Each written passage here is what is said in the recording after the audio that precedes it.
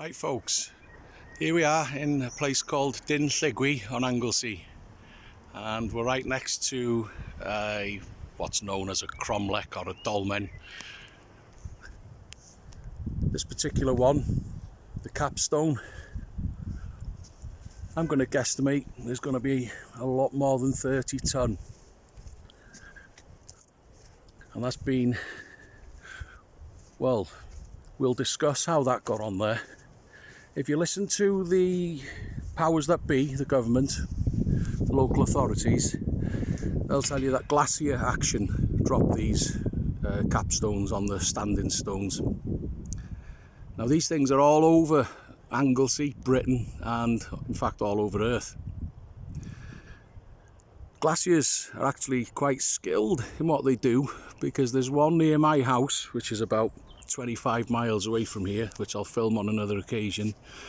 It's slightly collapsed, so you can look under the capstone where it's sitting on these foundation stones, and the glacier was able, as it's dropped, it's lifted one corner, and you can see where it was making contact with the stone underneath, and the glacier happened to chisel a mortise in it.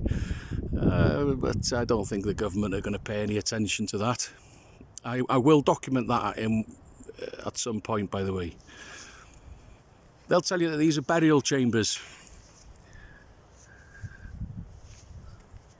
They'll tell you that the Celts put them here. Well, they didn't. Now the Celts, or the so-called Welsh, the Brythoniad, they may well have used them as burial chambers. I don't know. Some of them have got like a Teletubby type hill over them on the island. Again, I'll have to video some of these for you to show you at a later date. But the men who built these did it for a very specific purpose. Now there's a scientist called John Burke who in South America has investigated these anomalies, these structures, we'll call them. And his expertise is electrical field, and what he's realised is that these stones have been placed on the earth where there's known to be a strong electrical field, a natural electrical field, and then these stones themselves are definitely capable of creating or accentuating that electric field. So they're well chosen, very carefully chosen stones. What he noticed in South America, John Burke, was that in distant villages, not close to what we would call civilization, the locals were actually taking their corn seeds and placing them in these structures, and they were getting good results. So John Burke decided to investigate clearly. So he took his measuring equipment and he measured the electrical field in these structures and realised there was something very significant going on. And then he started experimenting with ancient corn. Now, ancient corn, different to the type that we're used to getting in cans in salty water. If you were to plant 100 of them, only 20 might grow, and out of those 20 they're going to be different heights, sizes and strengths, and some of them might not even seed at all. So not very successful.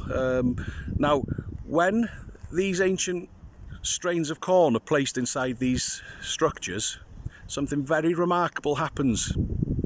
The corn starts becoming far more uniform in its yield and far more vigorous. So you're getting a higher percentage of success in what germinates and grows, and then the product itself is far more uniform. The plants are more the same height, and they're producing far greater heads of corn or ears of corn.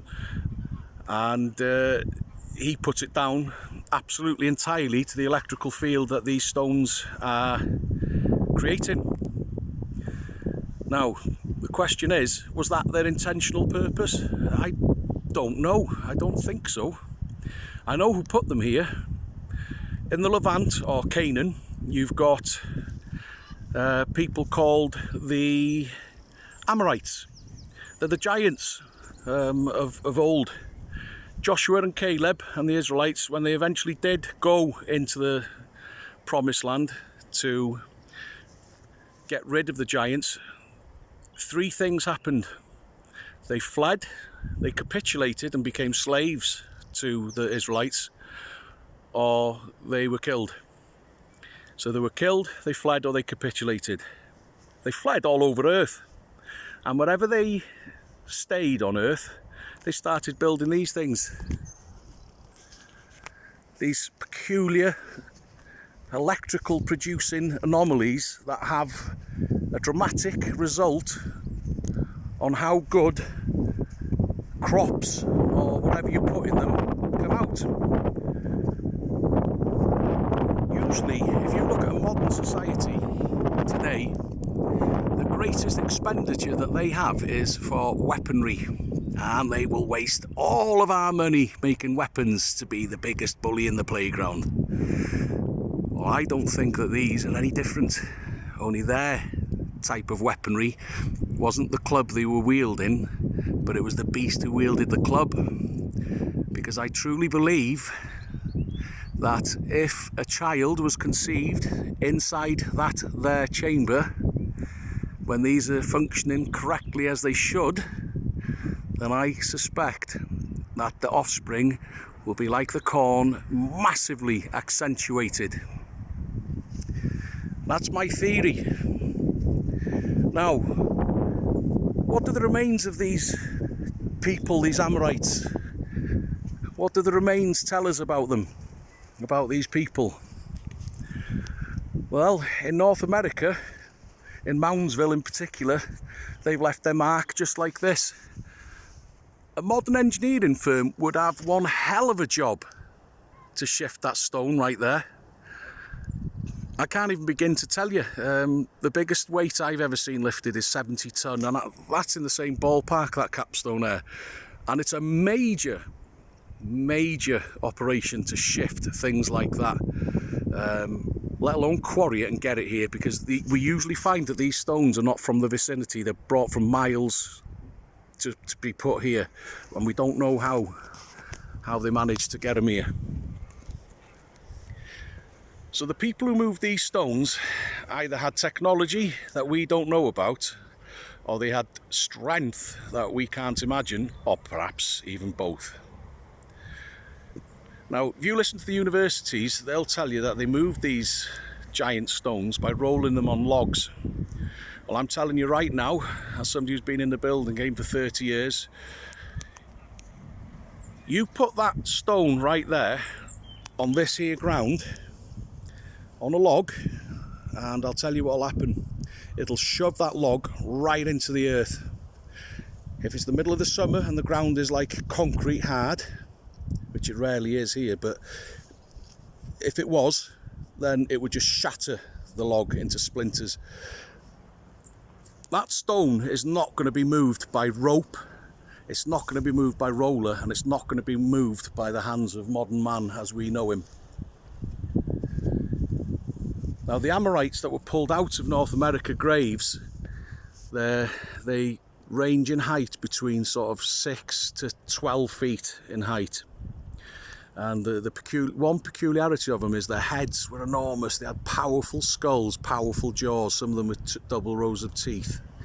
And there's like mass graves where the so-called red man extinguished them in America. Thank goodness. They had to get rid of them because they were cannibalistic monsters and very unreasonable. Where they found them in their mass graves in America, the skulls have usually got numerous head injuries on them.